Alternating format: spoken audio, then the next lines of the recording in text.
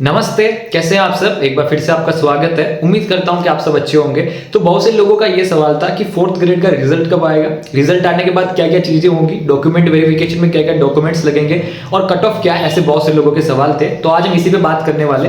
तो देखो, सबसे पहले ये सवाल है कि फोर्थ ग्रेड का रिजल्ट कब आएगा, कि जो इसका परिणाम है वो कब आएगा।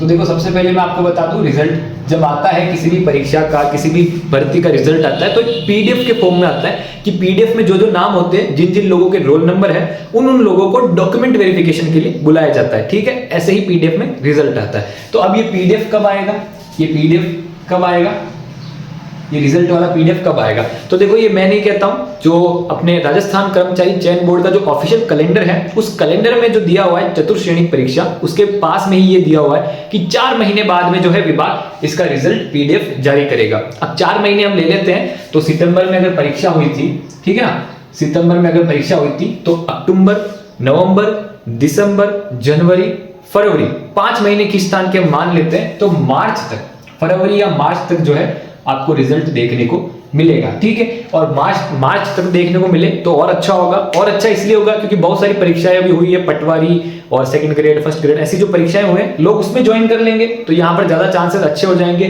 तो इसलिए मार्च तक, फरवरी या मार्च तक, ठीक है, मैं यहाँ पर लिख देता हूं मार्च 2026 तक, मार्च 2026 तक जो है रिजल्ट आ सकता है, इसके आसपास रिजल्ट आ सकता है। और अब हम बात करते हैं कट ऑफ के बारे में। तो देखो, वैसे तो आपको कट ऑफ में पहले कुछ वीडियोस में बता चुका हूं, लेकिन आज फिर भी हम बात कर लेते हैं। और ये कट ऑफ जो मैंने बताई है वो क्वेश्चंस के हिसाब से बताइए कि कितने क्वेश्चंस, कितने परसेंट जो है आपने सही किए, उसके हिसाब से बताइए। तो जनरल की जो कट ऑफ जाएगी तो 75 से 80 जितने इनके बीच में अगर आपके प्रश्न सही होते हैं तो आप सेफ स्कोर में, ठीक है। और इसका आप 1-2 नंबर ऊपर नीचे ले सकते हैं। ओबीसी में है 70 से 75 क्वेश्चन, ईडब्ल्यूएस में है 70 से 75, ठीक है ना, ओबीसी ईडब्ल्यूएस आसपास में रहता है। एससी में है 65, 70, एसटी में आप देख सकते हो 62, 68, और अगर आप टीएसपी एरिया से हैं तो इसमें आप थोड़ा बहुत और कम कर सकते हैं, ठीक है। एमबीसी में है 67 और 72, इनके बीच में जाएगी।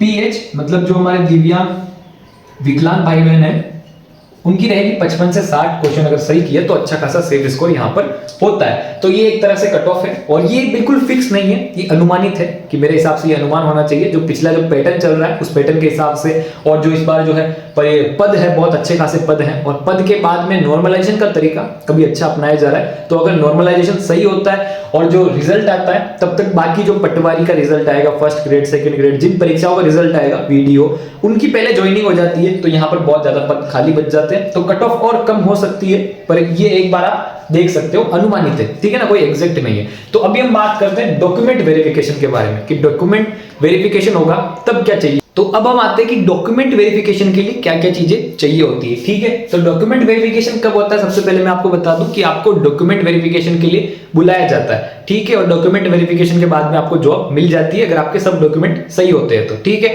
तो सबसे पहले आपको इतनी टेंशन लेने की जरूरत नहीं है इसकी, ठीक है ना, क्योंकि डॉक्यूमेंट वेरिफिकेशन होगा या नहीं होगा, क्योंकि उस पीडीएफ में नाम आएगा नहीं आएगा, हमको बुलाएंगे या नहीं बुलाएंगे, ये बात की बात है, तो इतनी टेंशन लेने की जरूरत नहीं है। लेकिन कुछ इंपॉर्टेंट डॉक्यूमेंट्स है, ये आपको बना लेने चाहिए अगर आप परीक्षाओं की तैयारी कर रहे हो, क्योंकि कभी ना कभी तो काम आएंगे, ठीक है। तो सबसे पहले क्या क्या, ये अपन बात कर रहे हैं फोर्थ ग्रेड के हिसाब से, है ना, फोर्थ ग्रेड परीक्षा के हिसाब से। तो अगर उसमें आपका पीडीएफ में नाम आ जाता है, आपको डीवी, डॉक्यूमेंट वेरिफिकेशन के लिए बुला लेते हैं, तो किस किस डॉक्यूमेंट्स की आवश्यकता पड़ेगी। तो सबसे पहले यहाँ पर है 12th, ठीक है ना, 12th की मार्कशीट, 10th की मार्कशीट, और अगर आपने बीए, बीकॉम, बीएससी, ठीक है ना, अगर ये भी आपने जब फॉर्म भरा था उस समय इंफॉर्मेशन डाली थी कि आप डिग्री धारक हो, तो आपको ये भी ले जाना पड़ेगा।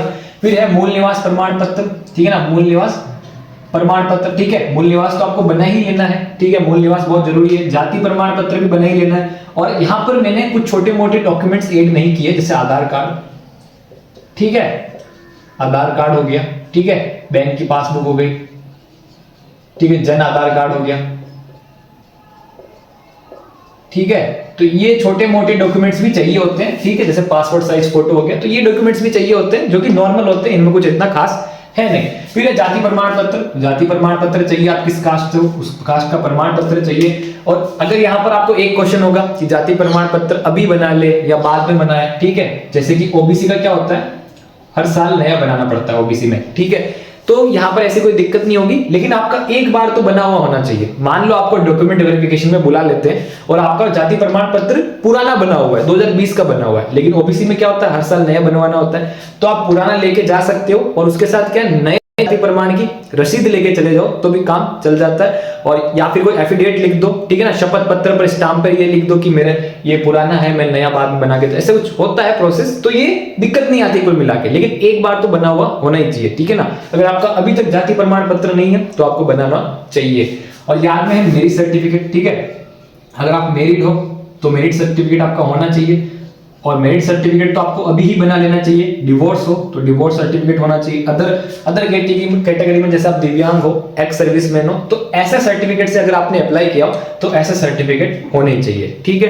तो ये था डॉक्यूमेंट वेरिफिकेशन में क्या क्या चीजें चाहिए, मतलब ये डॉक्यूमेंट तो आपको अभी से होने ही चाहिए, ठीक है ना। कहने का मतलब ये है कि जाति प्रमाण पत्र नहीं है या मूल निवास प्रमाण पत्र नहीं है तो ये तो बना ही लेना, आगे चल के बहुत काम आएंगे, ठीक है। और बाकी बहुत सारे डॉक्यूमेंट्स चाहिए होते हैं, जैसे स्क्रूटनी फॉर्म होता है, स्क्रूटनी फॉर्म के बाद में वो चयन प्रमाण पत्र होता है, शपथ प्रमाण पत्र होता है, चरित्र प्रमाण पत्र होता है कि आपका चरित्र अच्छा है या नहीं है, मैं नशा नहीं करता हूँ, उस नशे का प्रमाण पत्र देना होता है, एक साइन वाइन करके पूरा प्रोसेस होता है, और संविधान प्रमाण पत्र होता है। ऐसे बहुत सारे प्रमाण पत्र होते हैं, ठीक है ना। जैसे चरित्र प्रमाण पत्र हो गया, ठीक है, चरित्र प्रमाण पत्र हो गया, ठीक है। धूम्रपान का प्रमाण पत्र हो गया कि धूम्रपान नहीं करते हैं, ठीक है ना। सनातन मतलब संतान नहीं है कोई, इसका प्रमाण पत्र हो गया। ऐसे बहुत सारे प्रमाण पत्र उस समय चाहिए होते हैं, इनकी आपको टेंशन लेने की कोई जरूरत नहीं है, या आपको उसी समय सब हो जाएगा आपका। अगर आपको जो है सिलेक्शन हो जाता है, आपको डीवी के लिए बुला लेते हैं तो उसी समय सब ये हो जाता है, कोई दिक्कत नहीं आती है, इसलिए इनकी टेंशन लेने की जरूरत नहीं है। लेकिन ये डॉक्यूमेंट्स तो आपको होने ही चाहिए, जाति प्रमाण पत्र, मूल निवास प्रमाण पत्र। अगर आप मैरिड हो तो मैरिड वाला, डिवोर्स हो तो डिवोर्सी वाला, एक्स सर्विसमैन हो तो एक्स सर्विसमैन वाला, और ये सब चीजें हैं, ये इन्फॉर्मेशन है, आपको कोई टेंशन लेने की जरूरत नहीं है, ये मोस्ट ऑफ हम सबके पास होते ही हैं। और बस यही था आज की वीडियो में, ये इन्फॉर्मेशन मैं आपको देना चाहता था। और अगर आपको कोई डाउट हो तो कमेंट बॉक्स में जरूर पूछ लेना, और मिलते हैं नेक्स्ट वीडियो में। आपका बहुत बहुत धन्यवाद।